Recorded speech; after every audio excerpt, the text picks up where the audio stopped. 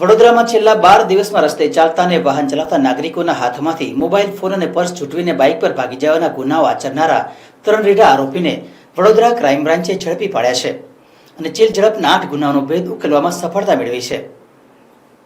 વડોદરામાં મોબાઈલ સ્નેચિંગના ગુનાઓનો ભેદ ઉકેલવા માટે વડોદરા ક્રાઇમ બ્રાન્ચની ટીમે સીસીટીવી ફૂટેજ, ટેકનિકલ સોર્સ અને હ્યુમન ઇન્ટેલિજન્સના આધારે તપાસ હાથ ધરી હતી। આરોપીઓએ મોટેભાગે વડોદરા શહેરના પૂર્વ વિસ્તારોને ટાર્ગેટ કર્યા હોવાનું જણાતા ક્રાઇમ બ્રાન્ચની ટીમે આ વિસ્તારોમાં સઘન પેટ્રોલિંગ શરૂ કર્યું હતું।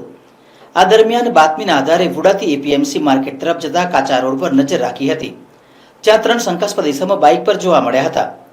પોલીસને જોઈ આરોપીઓએ નાસવાનો પ્રયાસ કર્યો હતો, પરંતુ ક્રાઇમ બ્રાન્ચની ટીમે તેમને ઝડપી લીધા હતા। આરોપીઓ પાસેથી 8 મોબાઈલ ફોન મળી આવ્યા છે।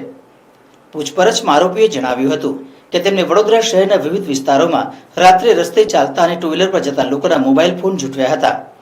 આરોપીઓ દ્વારા આચરવામાં આવેલા ગુનાઓની ખાતરી કરતા વડોદરા શહેરના કપુરાઈ, મકરપુરા, પાનીકેટ, સયાજીગંજ અને હરણી પોલીસ સ્ટેશનમાં નોંધાયેલા ગુનાઓનો ભેદ ઉકેલાયો છે। પોલીસે નરેશ વિઠ્ઠલભાઈ વાદી, અર્જુન રાજુભાઈ મારવાડી અને સંજય મેલાભાઈ વાદીને ઝડપી પાડી તપાસ શરૂ કરી હતી।